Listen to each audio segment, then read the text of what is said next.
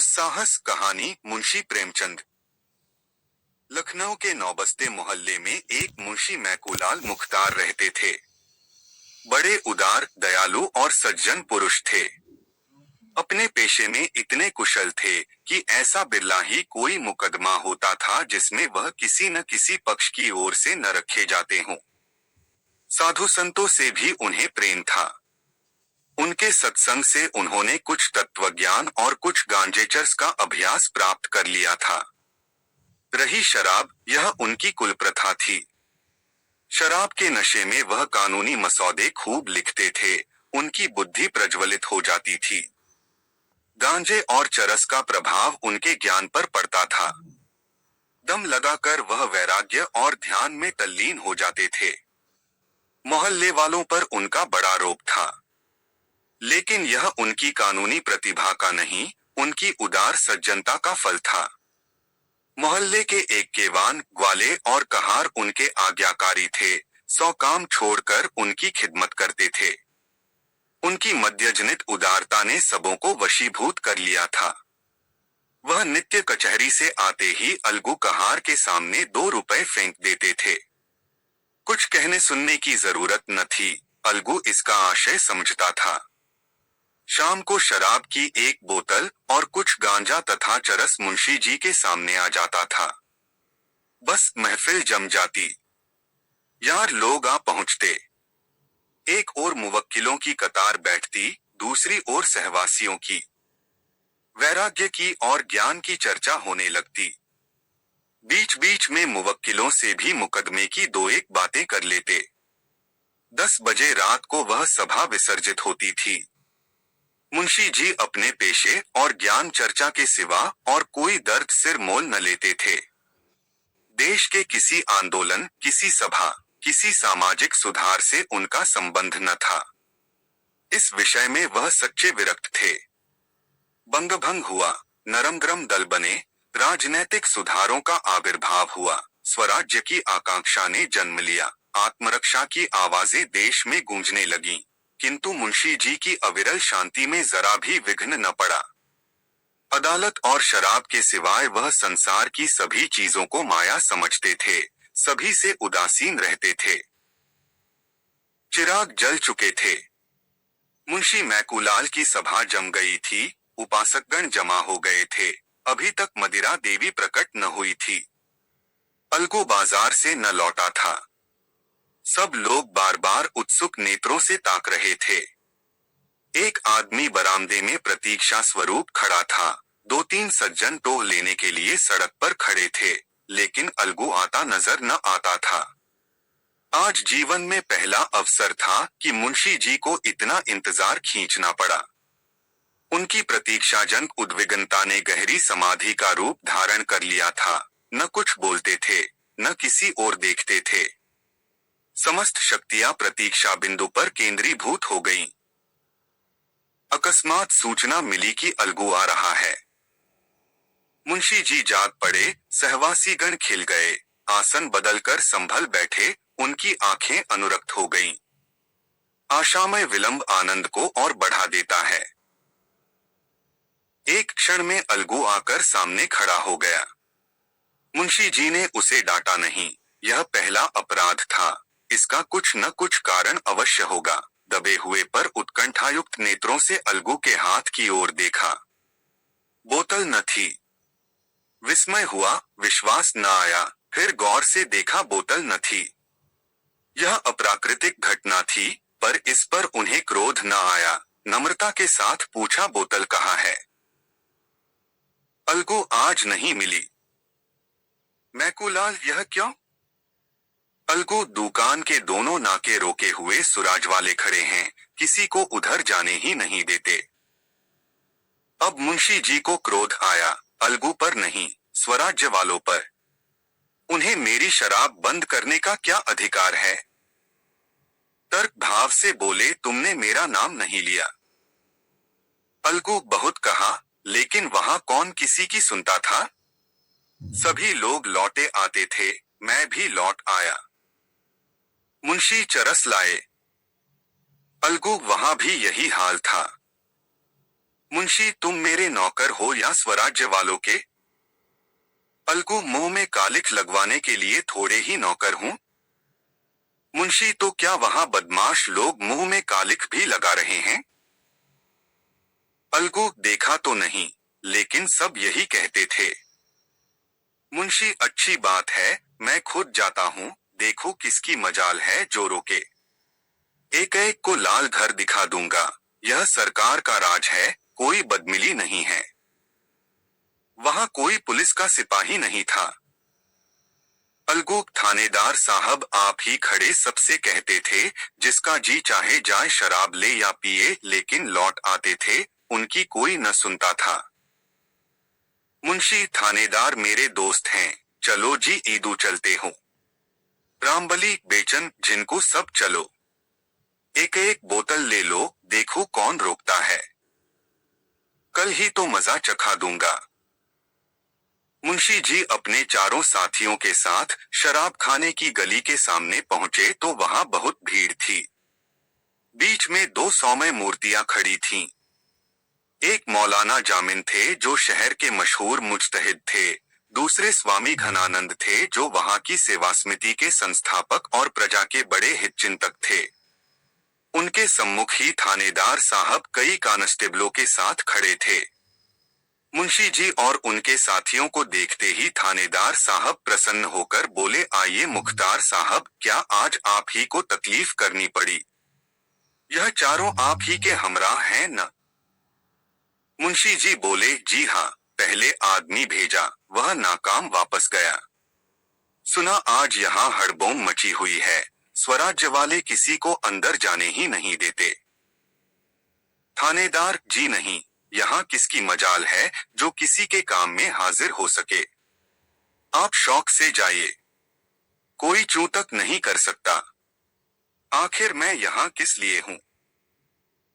मुंशी जी ने गौरवोन्मत्त दृष्टि से अपने साथियों को देखा और गली में घुसे कि इतने में मौलाना जामिन ने ईदू से बड़ी नम्रता से कहा, दोस्त, यह तो तुम्हारी नमाज का वक्त है, यहाँ कैसे आए?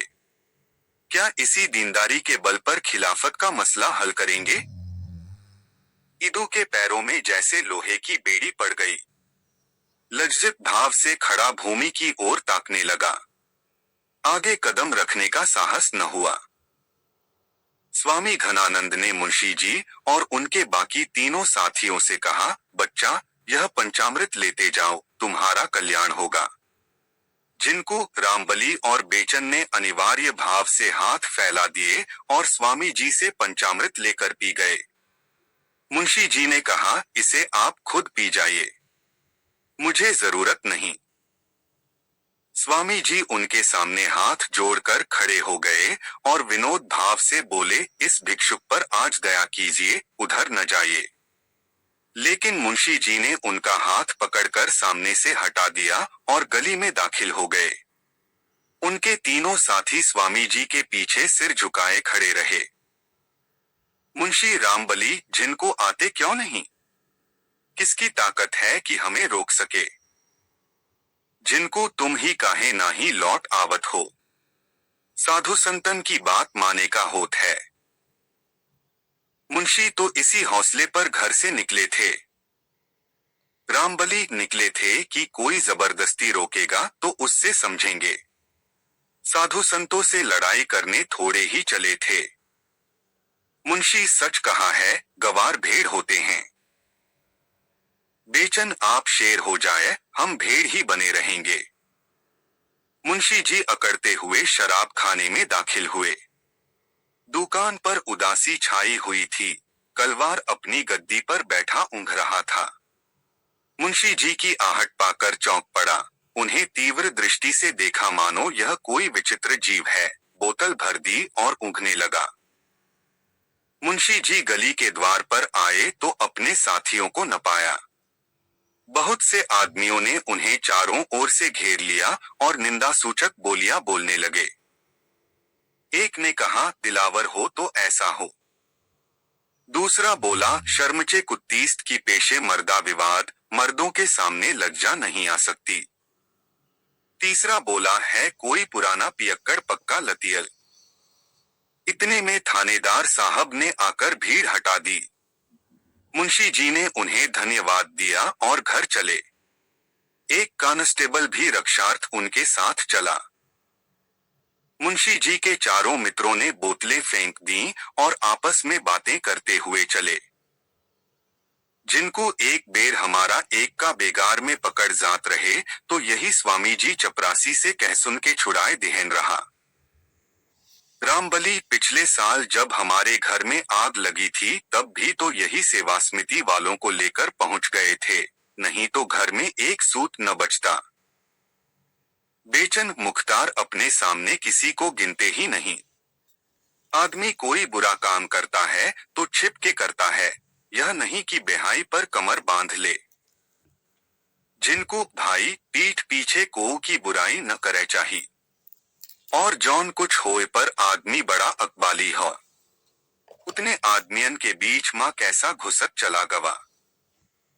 रामबली, यह कोई अकबाल नहीं है। थानेदार न होता तो आटे दाल का भाव मालूम हो जाता। बेचन, मुझे तो कोई 50 रुपए देता तो भी गली में पैर न रख सकता। शर्म से सिर ही नहीं उठता था। इदू इनके साथ आकर आज बड़ी मुसीबत में फंस गया। मौलाना जहां देखेंगे वहां आड़े हाथों लेंगे। दीन के खिलाफ ऐसा काम क्यों करें कि शर्मिंदा होना पड़े। मैं तो आज मारे शर्म के गड़ गया। आज तौबा करता हूं। अब इसकी तरफ आंख उठाकर भी न देखूंगा। रामबली, शराबियों की तौबा कच्चे धागे से मजबूत नहीं होती। इदू, अगर फिर कभी मुझे पीते देखना तो मुंह में कालिख लगा देना। बेचन, अच्छा तो इसी बात पर आज से मैं इसे छोड़ता हूं। अब पीऊ तो गौरक्त बराबर। जिनको तो का हम ही सबसे पापी हन। फिर कभू जो हमका पियत देखियो, बैठाए के 50 जूता लगायो। रामबली, अरे जा, अभी मुंशी जी बुलाएंगे तो कुत्ते की तरह दौड़ते हुए जाओगे। जिनको मुंशी जी के साथ बैठे देखियो तो 100 जूता लगायो। जिनके बात में फर्क है उनके बाप में फर्क है। रामबली, तो भाई मैं भी कसम खाता हूं कि आज से गांठ के पैसे निकाल कर न पीऊंगा। हाँ, मुफ्त की पीने में इनकार नहीं। बेचन, गांठ के पैसे तुमने कभी खर्च किए हैं? इतने में मुंशी मैकुलाल लपके हुए आते दिखाई दिए। यद्यपि वह बाजी मार कर आए थे, मुख पर विजय गर्व की जगह खिसियानापन छाया हुआ था। किसी अव्यक्त कारणवश वह इस विजय का हार्दिक आनंद न उठा सकते थे। हृदय के किसी कोने में छिपी हुई लज्जा उन्हें चुटकियां ले रही थी। वह स्वयं अज्ञात थे, पर उस दुस्साहस का खेद उन्हें व्यथित कर रहा था। रामबली ने कहा, आइए मुख्तार साहब, बड़ी देर लगाई। मुंशी, तुम सबके सब गावदी ही निकले, एक साधु के चकमे में आ गए। रामबली, इन लोगों ने तो आज से शराब न पीने की कसम खा ली है। मुंशी, ऐसा तो मैंने मर्द ही नहीं देखा जो एक बार इसके चंगुल में फंस कर निकल जाए। मुंह से बकना दूसरी बात है। इदू जिंदगी रही तो देख लीजिएगा। जिनको दाना पानी तो कुओं से ना ही छूट सकत है, और बातन का जब मनमा आवे छोड़ दे। बस चोट लग जाए का चाहिए, नशा खाए बिना को मर नहीं जात है। मुंशी, देखूंगा तुम्हारी बहादुरी भी। बेचन, देखना क्या है, छोड़ देना कोई बड़ी बात नहीं। यही न होगा कि 2-4 दिन जी सुस्त रहेगा। लड़ाई में अंग्रेजों ने छोड़ दिया था जो इसे पानी की तरह पीते हैं, तो हमारे लिए कोई मुश्किल काम नहीं। यही बातें करते हुए लोग मुख्तार साहब के मकान पर आ पहुंचे। दीवान खाने में सन्नाटा था। मुवक्किल चले गए थे। अलगू पड़ा सो रहा था। मुंशी जी मसंद पर जा बैठे और अलमारी से ग्लास निकालने लगे। उन्हें अभी तक अपने साथियों की प्रतिज्ञा पर विश्वास न आता था। उन्हें पूरा यकीन था कि शराब की सुगंध और लालिमा देखते ही सबों की तौबा टूट जाएगी। जहां मैंने जरा बढ़ावा दिया, वहीं सबके सब आकर डट जाएंगे और महफिल जम जाएगी। जब ईदू सलाम करके चलने लगा और झिनकू ने अपना डंडा संभाला तो मुंशी जी ने दोनों हाथ पकड़ लिए और बड़े मृदुल शब्दों में बोले, यारो, यूं साथ छोड़ना अच्छा नहीं। आओ जरा आज इसका मजा तो चखो, खास तौर पर अच्छी है। मुंशी अजी, आओ तो, इन बातों में क्या धरा है? ईदू आप ही को मुबारक रहे, मुझे जाने दीजिए। जिनको हम तो भगवान चाही तो एके नियर न जाब, जूता कौन खाए। यह कहकर दोनों अपने अपने हाथ छोड़ा कर चले गए। तब मुख्तार साहब ने बेचन का हाथ पकड़ा जो बरामदे से नीचे उतर रहा था। बोले, बेचन, क्या तुम भी बेवफाई करोगे? बेचन, मैंने तो बड़ी कसम खाई है। जब एक बार इसे गौरक्त कह चुका तो फिर इसकी ओर ताक भी नहीं सकता। कितना ही गया बीता हूं तो क्या गौरक्त की लाज भी न रखूंगा। अब आप भी छोड़िए, कुछ दिन राम राम कीजिए। बहुत दिन तो पीते हो गए। यह कहकर वह भी सलाम करके चलता हुआ अब अकेले रामबली रह गया। मुंशी जी ने उससे शोकातुर होकर कहा, देखो रामबली, इन सबों की बेवफाई। यह लोग ऐसे ढुलमुल होंगे, मैं न जानता था। आओ आज हम ही तुम सही। दो सच्चे दोस्त ऐसे दर्जनों कचलोहियों से अच्छे हैं। आओ बैठ जाओ। रामबली, मैं तो हाजिर ही हूँ, लेकिन मैंने भी कसम खाई है कि कभी गांठ के पैसे खर्च करके न पीऊंगा। मुंशी अजी, जब तक मेरे दम में दम है, तुम जितना चाहो पियो, गम क्या है। रामबली, लेकिन आप न रहे तब? ऐसा सज्जन फिर कहाँ पाऊंगा। मुंशी अजी, तब देखी जाएगी, मैं आज मरा थोड़े ही जाता हूँ। रामबली, जिंदगी का कोई एतबार नहीं, आप मुझसे पहले जरूर ही मरेंगे, तो उस वक्त मुझे कौन रोज पिलाएगा। तब तो छोड़ भी न सकूंगा। इससे बेहतर यही है कि अभी से फिक्र करूं। मुंशी, यार ऐसी बातें करके दिल न छोटा करो। आओ बैठ जाओ, एक ही गिलास ले लेना। रामबली, मुख्तार साहब, अब ज्यादा मजबूर न कीजिए।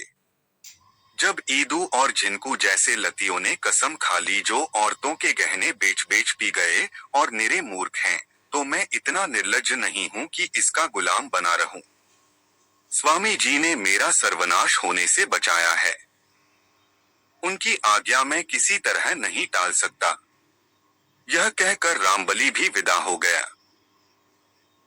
मुंशी जी ने प्याला मुंह से लगाया, लेकिन दूसरा प्याला भरने के पहले उनकी मद्यातुरता गायब हो गई थी। जीवन में यह पहला अवसर था कि उन्हें एकांत में बैठकर दवा की भांति शराब पीनी पड़ी। पहले तो सहवासियों पर झुझलाए। दगाबाजों को मैंने सैकड़ों रुपए खिला दिए होंगे, लेकिन आज जरासी बात पर सबके सब फिरंट हो गए। अब मैं भूत की भांति अकेला पड़ा हुआ हूँ, कोई हंसने बोलने वाला नहीं। यह तो सोहबत की चीज है। जब सोहबत का आनंद ही न रहा तो पीकर खाट पर पड़ रहने से क्या फायदा। मेरा आज कितना अपमान हुआ। जब मैं गली में घुसा हूँ तो सैकड़ों ही आदमी मेरी ओर आग्नेय दृष्टि से ताक रहे थे। शराब लेकर लौटा हूँ तब तो लोगों का वश चलता तो मेरी बोटियां नोच खाते। थानेदार न होता तो घर तक आना मुश्किल था। यह अपमान और लोकनिंदा किस लिए? इसलिए कि घड़ी भर बैठकर मुंह कड़वा करूं और कलेजा जलाऊं। कोई हंसी चुहल करने वाला तक नहीं। लोग इसे कितनी त्याज्य वस्तु समझते हैं, इसका अनुभव मुझे आज ही हुआ, नहीं तो एक सन्यासी के जरा से इशारे पर बरसों के लती पियक्कड़ यूं मेरी अवहेलना न करते। बात यही है कि अंतःकरण से सभी इसे निषिद्ध समझते हैं। जब मेरे साथ के ग्वाले, एक केवान और कहार तक इसे त्याग सकते हैं, तो क्या मैं उनसे भी गया गुजरा हूं? इतना अपमान सहकर, जनता की निगाह में पतित होकर, सारे शहर में बदनाम होकर, नक्कू बनकर एक क्षण के लिए सिर में सरूर पैदा कर लिया तो क्या काम किया? कुवासना के लिए आत्मा को इतना नीचे गिराना क्या अच्छी बात है? यह चारों इस घड़ी मेरी निंदा कर रहे होंगे, मुझे दुष्ट बना रहे होंगे, मुझे नीच समझ रहे होंगे। इन नीचों की दृष्टि में मैं नीचा हो गया। यह दुर्वस्था नहीं सही जाती। आज इस वासना का अंत कर दूंगा, अपमान का अंत कर दूंगा। एक क्षण में धड़ाके की आवाज हुई।